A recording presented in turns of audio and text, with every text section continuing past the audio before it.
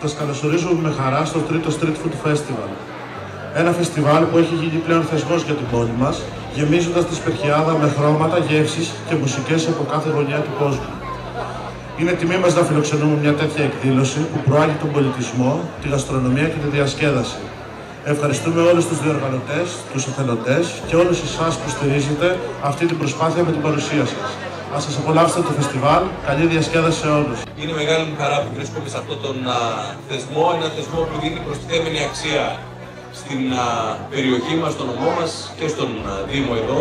Θα συγχαρώ τους διοργανωτές καθώς καταφέρουν κάθε χρόνο, παρά το ψύχος, παρά τις δύσκολες καιρικές συνθήκες, να συγκεντρώνουν τόσο κόσμο στην περιοχή της Σπερχιάδας. Καλή επιτυχία, κάθε ευλογία, καλές αποκριές.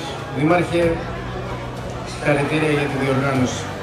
Έχει διοργανώσει μια εξαιρετική δράση που εκπέμπει μηνύματα που τα συζητούμε τοπικά, αλλά είναι παγκόσμια και μπράβο σας, και που συγκεντρώνει αυτό είναι μεγάλη χαρά και μεγάλη επιτυχία νέους και νέες από όλη την ευρύτερη περιοχή.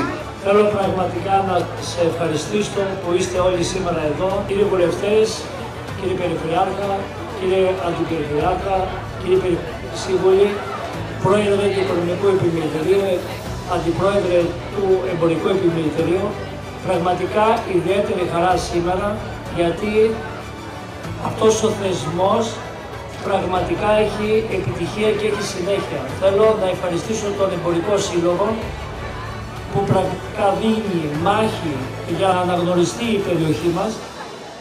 Να περάσετε όμορφα στο τρίτο Cyprus Street Food Festival. Σας ευχαριστώ πολύ. Τζούνας Κωνσταντίνος λέγομαι, είμαι στον Εμπορικό Σύλλογο, διοργανωτής μαζί με το Δήμο Μακρακόμης του τρίτου Circus Street Food Festival. Προς το παρόν βοηθάει πάρα πολύ ο καιρός και έχουμε αρκετά μεγάλη προσέλευση κόσμου. Οι καντίνες και τα φαγητά είναι εξαιρετικά για άλλη μια χρονιά. Είμαι ο πρόεδρος κοινότητας εδώ στην περιοχή στη Σπερχιάδα. Η εκδήλωση που κάνουμε είναι η τρίτη χρονιά που την κάνουμε. Πιστεύω ότι είναι πολύ πετυχημένη. Ευχαριστούμε όλους τους διοργανωτές, τους εθελοντές κυρίως και όσους συμβάλλουν για να γίνει αυτή η εκδήλωση.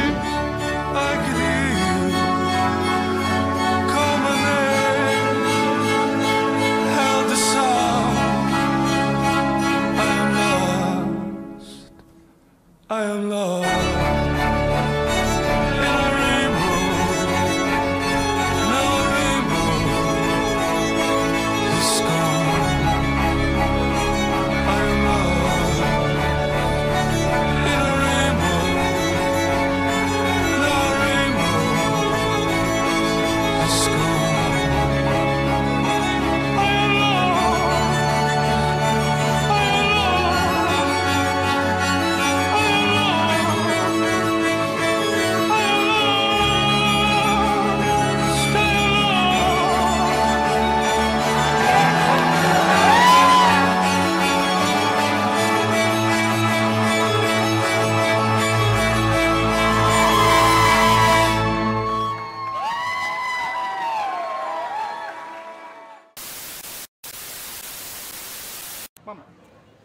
Ορίστε.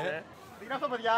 Η γιαγιά του Νίκου έμενε στο Ντουμπάι και έφτιαχνε αυτό όταν πηγαίναμε να τη δούμε.